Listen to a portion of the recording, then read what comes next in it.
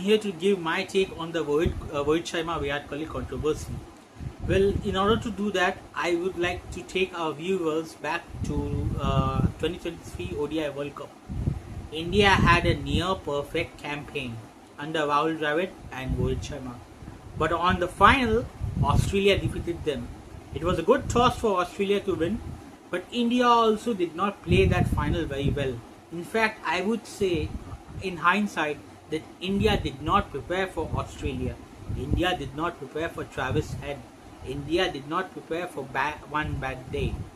People are saying law of averages, this and that. That's all right, but but in finals, I mean, no matter how dominating you have been in the Super 8s or Super 4s or whatever, in the finals, the team that performs the best on that day will win. Zimbabwe can beat Australia in a final. Pakistan can beat Sri Lanka or India in a final. It doesn't matter how strong or how weak you are. On that final, how well you feel, how confident you are, how good is your luck, how good are your skills on that final, that is completely different from the other days. In a sense, it is a Russian roulette, but it's not purely based on luck. On that day, whatever you do will matter, and whatever you did do won't matter. Final is a completely separate thing from group stages or semi-finals or this. And semi-finals are the same thing as final. If you don't win, you lose. It's a do-or-die match. So Australia outclassed India on that day, and salute to Australia. They played quite good cricket on that day, and India lost. So had Rohit Sharma won, had India won that game, maybe, just maybe, this controversy wouldn't have arisen. After that, India goes on to win the T20 World Cup. In that final also, India were in a dangerous situation. India were losing that match. David Miller and Klaasen almost took the game away. Then I think David Miller got dismissed. Surya Kumar Yadav taking that superhuman catch. If that catch would have been, if that ball would have gone for 6, then India would have lost. Anyways, India managed to win that World Cup, and after that there is a change of coach. Rahul Dravid retires, Gautam Gambhir becomes coach, and India start to lose in Test cricket. Whitewash against New Zealand, barely managed to win against Bangladesh, and that horrific loss in the Border Gavaskar Trophy. First Test, Jasprit Bumrah was captain. Rohit Sharma could not join due to personal reasons, and India managed to win that game handsomely by 295 runs. The team was looking good.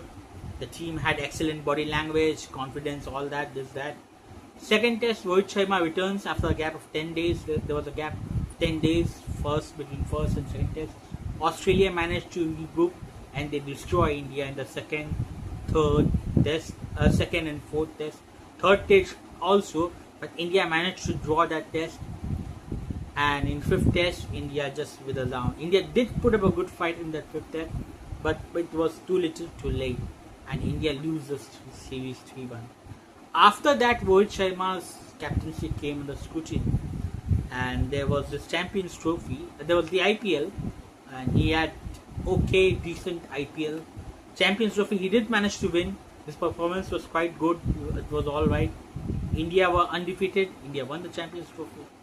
Then came the India-England series, and then came the shocker. Rohit Sharma retired because he was apparently told that if he didn't perform, he wouldn't be in the team. And it was a fair call because he had a horrible Border Gavaskar Trophy. And his front leg, Rohit Sharma being a right-handed batsman, his front leg wasn't moving. His technique had gone slow. Age had got up with him. So there were a lot of issues with him. And he was rightly told. Apparently Rohit Sharma and Virat Kohli, I think, didn't accept this, and they both retired. I personally feel Virat Kohli could have continued in Test cricket. Virat Kohli and Rohit Sharma are not the two players who you can compare. One is over here and one is over here. Virat Kohli has 31 Test centuries, although the last 2 years have been very bad for him. Rohit Sharma is nowhere near him in Test cricket, in ODI cricket, or in T20s. In some circumstances, Rohit Sharma plays better than Virat Kohli, but that is a different matter altogether. So he didn't. They don't get picked up for the India-England series, which India managed to draw with England. Shubman Gill, first time as a captain, does well. Lot of mistakes, but in the end does well. India could have won this series, the Test series, Anderson Tendulkar Trophy, and India will rue the fact that they could have won this series 4-1 or 3-1, but they didn't. So, anyways, and after seeing Shubman Gill as captain, I think the chief selector made his mind that Rohit Sharma at least is not required in the other formats, and I just feel that this could have been handled more maturely, more properly, more adequately, more appropriately. Rohit Sharma and Virat Kohli have been legends of the game, no doubt. Last few years have been very bad for them, no doubt. But still, you have to give the dignity and grace and respect to a former player. And I know you're doing your job, the chief selector, but there's a way of doing that, and the way which he did it was not good. So, at the same time, I would say Ajit Agarkar can't escape responsibility of the Border Gavaskar Trophy defeat and the defeat against New Zealand by blaming only Rohit Sharma and Kohli. Ajit Agarkar is also responsible for those defeats. So if Rohit Sharma and Kohli are being asked to go, Ajit Agarkar should also be asked to leave or resign. That is my opinion. I personally feel Rohit could have continued as captain for the 2027 World Cup trophy, but that 19th November 2023 game really affected his chances. Had he won that game, had he won that match, then this conversation would never have happened. But since he lost, it affected his chances very badly. Kohli, no doubt, he could continue, because he's a genius when it comes to fitness. In fitness, there is no answer to Virat Kohli. He's number one. He's beyond number one, you would say. But Scott Boland, getting him out on that same fourth stump line for the Gavaskar Trophy, quite frankly, it's embarrassing. Not only for him, for us, because the great Virat Kohli had scored 31 centuries like it was a piece of cake.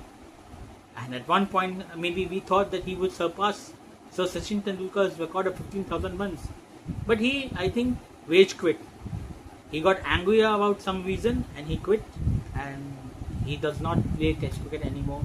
But this controversy, Rohit being removed as captain, and Kohli, the uncertainty around them could have been handled a bit properly. Shubman Gill being made the ODI captain is the right call. We have to prepare for the future.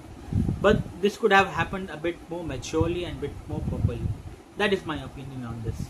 Thank you for watching. If you like this video, please subscribe. Thank you very much.